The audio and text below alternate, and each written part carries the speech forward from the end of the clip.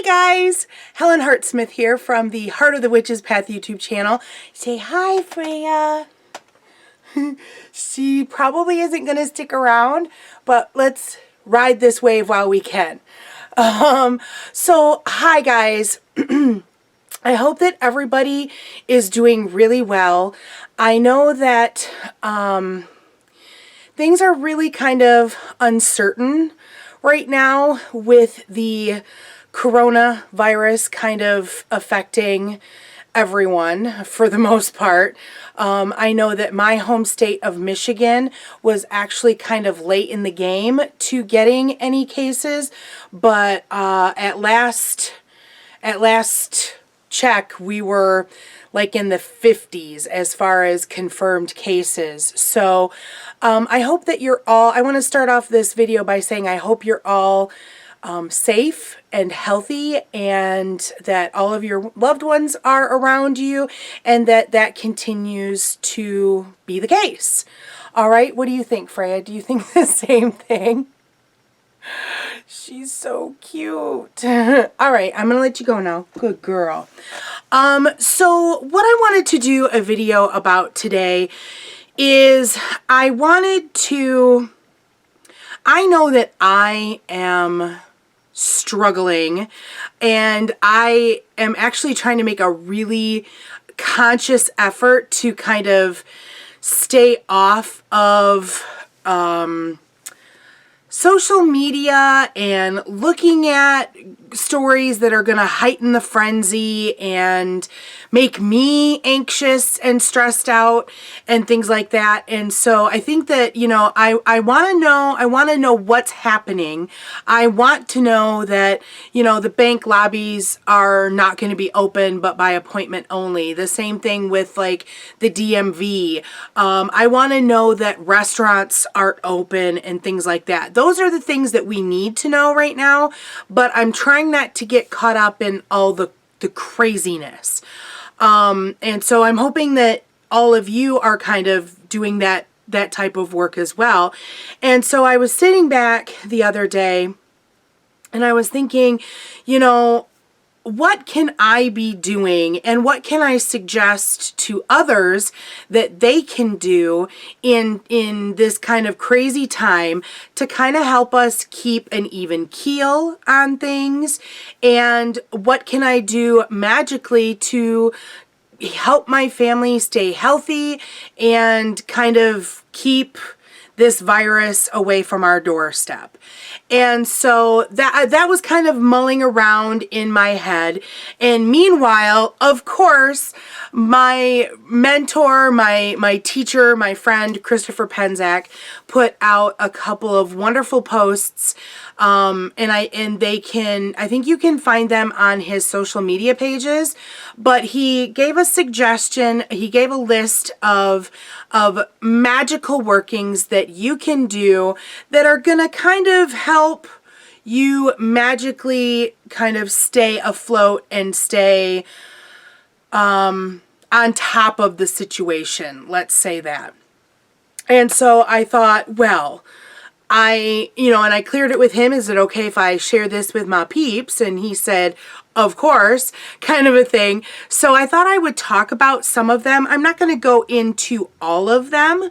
And these might, if you're familiar with Christopher's work, you might know these exercises when I talk about them, but I'm gonna start with like some basic ones that are good for everyone. And then I'm also gonna talk about some other things that we can do for ourselves, okay? So the first thing that I think is super important to help keep anxiety and fear and stress away is to maintain your daily practice. And I talk about this a lot, both here on the channel, but I also stress to my students that it's really important that you have a daily practice and that you establish it for what's going to work for you. Now, things that a daily practice could include would be meditation, journaling, making offerings to your guides, the different guides that you work with. It can be magical workings. It can be pulling a tarot card every day or pulling a rune every day, something along those lines. It can also be specific meditations, like you might want to once a week do a chakra cleansing. Okay. And so I think that a daily practice right now is going to be incredibly beneficial. Maybe you want to, if you haven't started one already, maybe you want to do a grateful journal or a thankful journal and write down some things that you're grateful for every day. That keeps us in our rhythm. That keeps us in our energetic flow that we've already established for ourselves. So if you don't have a daily practice, then maybe right now, especially if you're spending time at home and in isolation, that might be something good to look at right now. Maybe you want to do some reading, some different things like that. So that's the first thing that I wanted to stress. And that's my thing. That's not necessarily Christopher's, but I think it's implied with his a list of things. So the exercises that I'm going to be talking about all come out of this book. This is the textbook for the first year of the Temple of Witchcraft Mystery School. This is the Inner Temple of Witchcraft. And so what I'll do is I will, how many do I have? 1, 2, 3, 4, 5. 5 lessons that are given throughout that particular book. When I talk about each one, I will give you a reference page so that you can find it easily, okay? And then I will try to remember to put those pages in the description box as well, just so that you can have it easy to kind of reference. The first one, let's see, where do I want to start? The Earth Sky meditation is on page 148. And I meant to review this in my head before I started filming, and I did not. So I'm very sorry. The other ones I do quite regularly, so it's something that I don't have to think about too much. But the Earth Sky, do I have the right page? 148. Oh, 148, not 158. Oopsie. So it's actually called the polarity of the earth and sky. And so you count yourself down into a meditative state and you visualize a beam of light coming down from your spine and grounding you into the earth like the roots of a tree or a balloon tied down. This beam of light is hollow like a straw, and you can draw energy up and down from it, okay? That connects you to the center of the earth. Then you want to start drawing up earth energy. Oh yeah, I remember this one. Okay, so I'm not going to go verbatim from the dealio. So you create this straw and from down your spine into the earth, and you start bringing up energy there, and you let it kind of coalesce in your middle here. Then you visualize a second light going from the top of your head up into the sky, and you are connecting then with the universe, with the above type thing.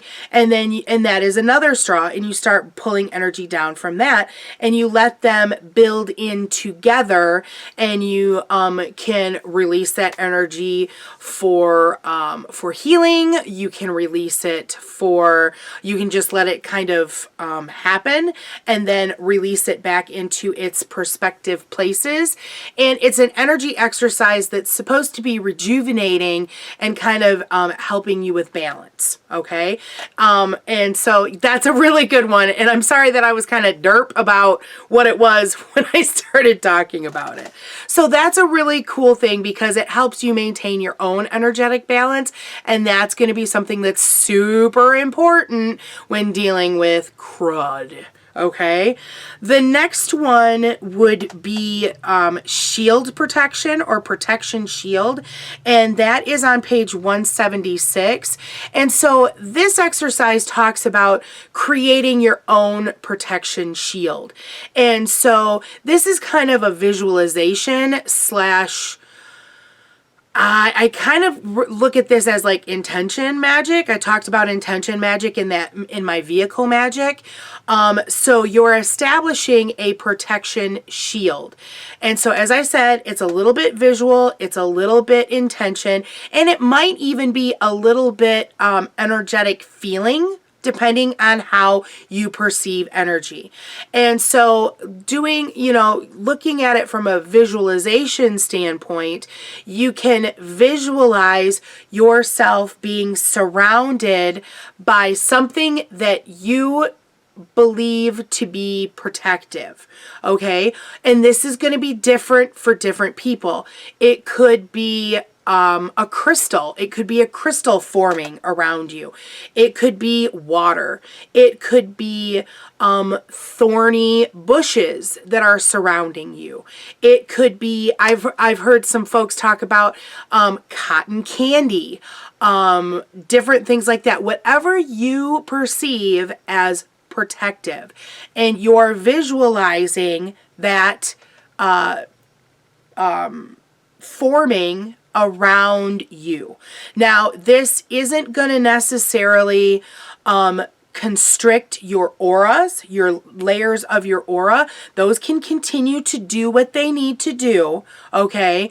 And you also want to make sure that in this protection shield, that you want to set it with the intention of it will let in that which you need to have. So if you need to have a sense of something, then that is going to get through to you. It's basically, you always want to maintain the idea that it's for your highest good. You don't want to stop everything from getting to you because there might be things that you need to get to you. You might need energetic support from someone. You might need healing from someone. You might need various other things. You might need messages from your guides. And if you put up a shield that's too strict, then nothing will get through. And so that's not for your highest good. Okay? Does that make sense? So protection shield, that is a really good thing to kind of, magically keep crap from you that you don't need while allowing in that which you do need. All right? Another really important thing to look at, I mentioned the aura. You want to do aura cleansing. And so at this point in time, like for right now, it might be like a once a week or a once a month thing for me personally, but this might be something that you want to check in a little bit more frequently. And you can ask guides for help in finding out exactly like what's a good time frame for you right now.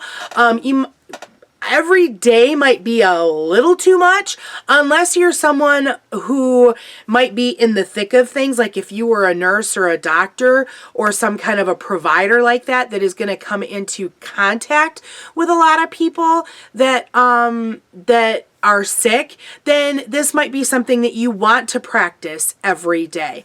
Other than that, it might be, a once a week, once every few days, depending on what your situation is. So this is another meditation where you go down into a meditative state and you perceive in that meditative state the different layers of your aura.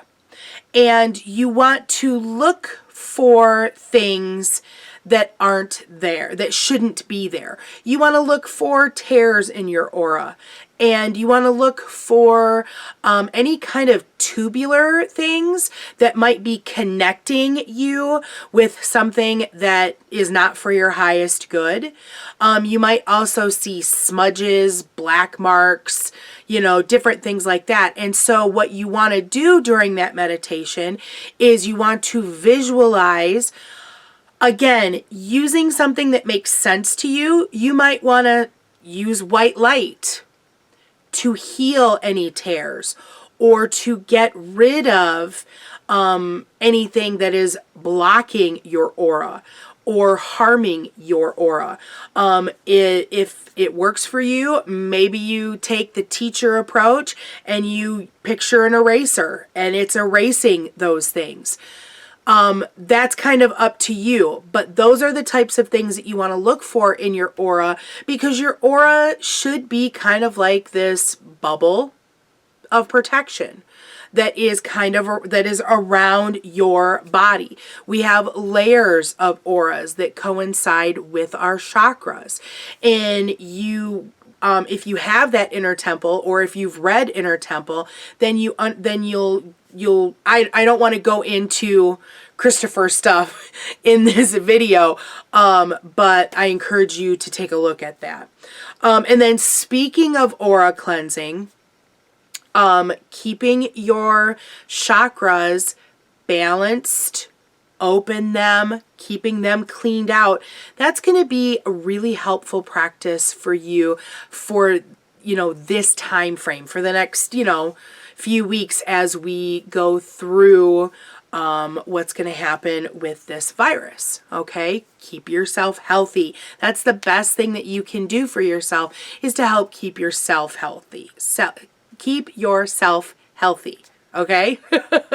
Was that aura cleansing, protection shield, chakra, the earth sky meditation? The last one, in Christopher's teachings, you will get to a point in the lessons where he talks about going to your inner temple.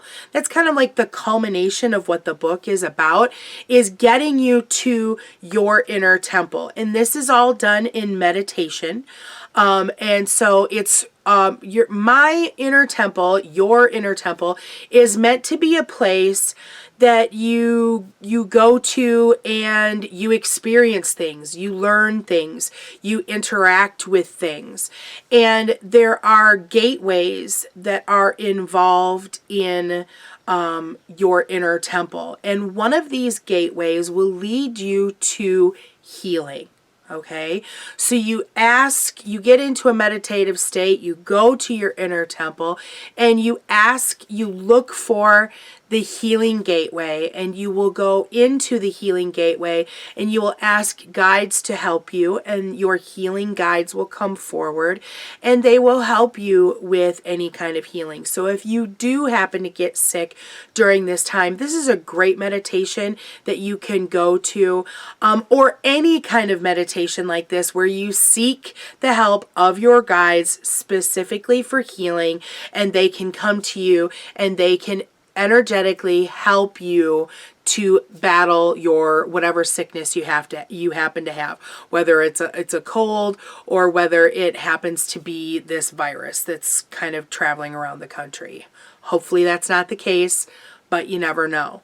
So that is also a really good practice that you can maintain. And healing isn't always necessarily, I just kind of want to add this little footnote, healing isn't always just like physical healing. Sometimes you can use this kind of approach for mental healing, for healing of relationships, different things like that. Healing is a pretty broad term, and so you can use this for all kinds of healing.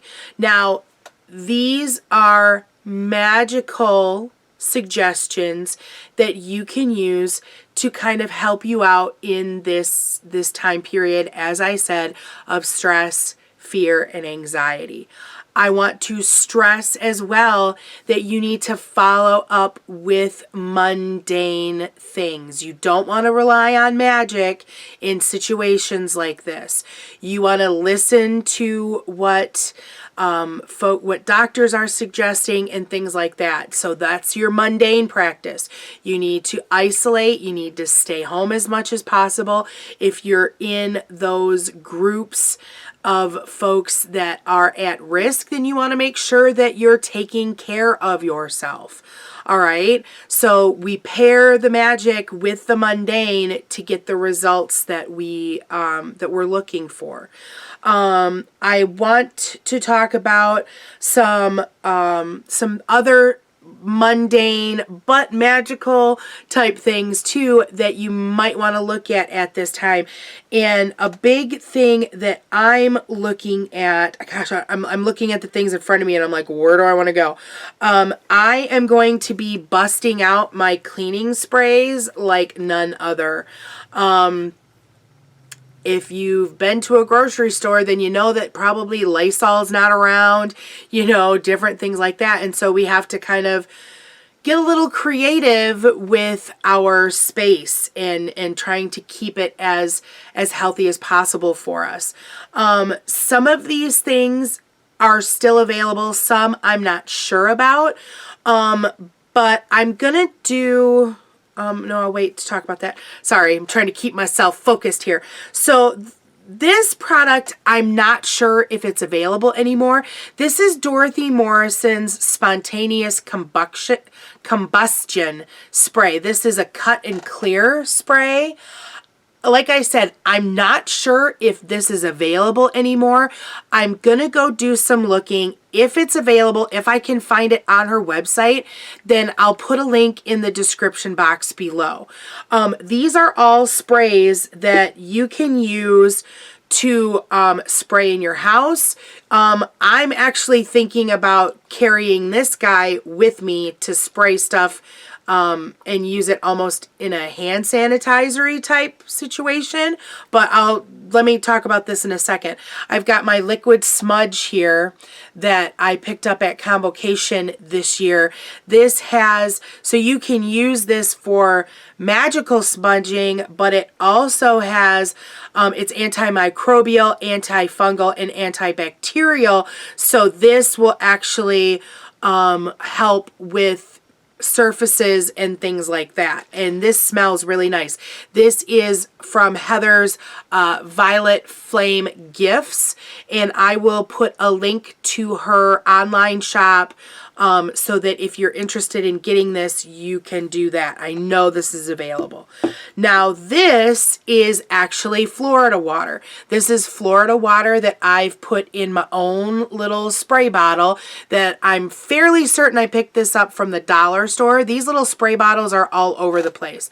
So Florida water, of course, is good for home protection and spiritual cleansing, and you can use it. I'm thinking about throwing this in my purse and maybe spraying down my money when I stop at the bank, when I go to the ATM. Let's spray down that money. And this would be good for that too. And make sure that anything that was on it, we're kind of trying to kill it a little bit. So just a thought that I'm having. You can also make your own spray. And I actually have here, I've got who is this? This is Nature's Truth. This is their Four Thieves blend. And so they make their Four Thieves, there's different schools of thought and different recipes. So this one I actually found at my local Meijer, I believe. Might have been Meijer, might have been Walmart. So I would check in your like vitamin section and look for a bottle of something like this if you're wanting to have some on hand. This is made with clove oil, lemon oil, eucalyptus oil, and rosemary. So that's the 4 essential oils that are going into this blend. Now you can take essential oil. Again, you would need a little spray bottle like this. Put in distilled water. Put in, I would say, a good healthy 20 to 30 drops of something like this, if not more, in the distilled water.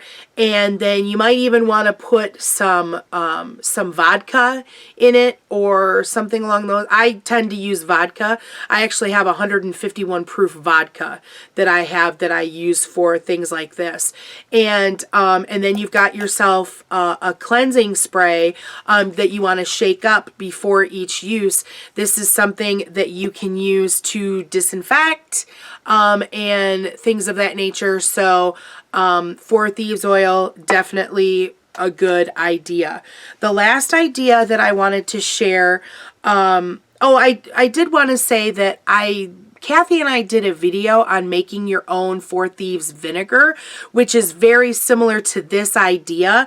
I will put a link in the description box for that video if you're interested in learning how to make your own For Thieves and sharing our recipe. Another recipe that I want to share with you, and I'm actually going to write this up and put it on a blog post that I will link in the description box, but I want to talk about this. This is a handmade sanitizer because hand sanitizers, I can't find any in stores right now.